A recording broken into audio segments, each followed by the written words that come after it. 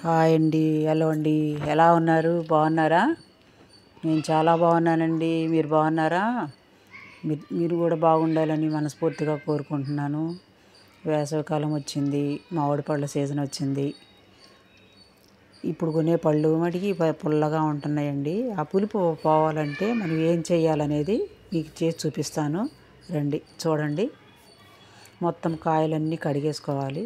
కడుక్కొని ఇట్లా ఒక బౌల్లో తీసుకొని ఒక్కొక్కటి మొత్తం పిండేసుకోవాలి. రసం అంతా గుజ్జంతా పిండుకొని పక్కన పెట్టుకోవాలన్నమాట. మొత్తం గుజ్జంతా తీసేసేయాలి.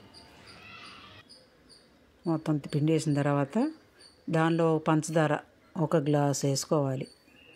గ్లాస్ వేసుకొని తిప్పి చూసుకోవాలి ఎలా కలిసిన తర్వాత పులుపు ఎట్లా ఉంది ఏంటనేది చూసుకొని అప్పుడు చాలపోతే అప్పుడు వేసుకోవచ్చు. ముందు ఒకసారి తిప్పేసుకోవాలి. మీకు ఎలా ఉన్నాయండి ఎండలు? మాకైతే బాగా ఉన్నాయండి ఎండలు. కొండపల్లి కదా, చుట్టూరు కొండలు ఉంటాను, ఎండలు బాగున్నాయి.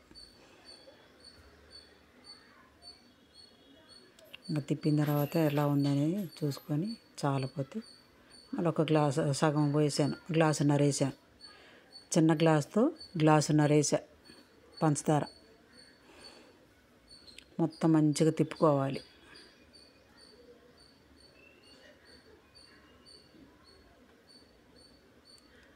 తిప్పేసిన తర్వాత ఇక ఒక మిక్సీ జార్ తీసుకొని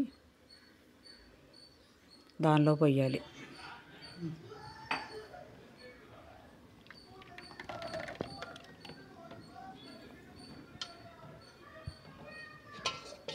మొత్తం పోస్తే తిరగదు కదా, మళ్ళీ తీసాం.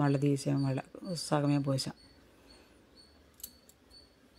అది పైదాకా వస్తుంది కదండి, అందుకే సగమే పోసుకోవాలి. మళ్ళీ తీసి ఒక గిన్నెలో పోసేసాను. సగమే పోసుకున్నాం. పట్టుకొని వచ్చాను.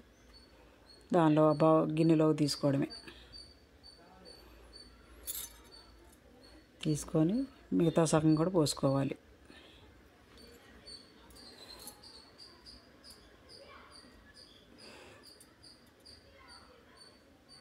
కొంచెం నీళ్ళు తొలిపి పోసేసుకోవాలి. అది గుజ్జు ఉంటుంది కదా మిక్సీ గిన్నెలో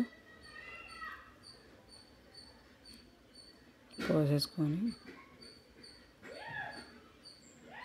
కొంచెం ముందు పాలు పోసుకోవాలి. ఒక గ్లాస్ పాలు పోసుకొని తిప్పుకొని వచ్చేసాను. కొంచెం నీళ్ళు పోసి తెలుపు దానిలో పోసుకోవాలి. గుజ్జు ఉంది అందులో.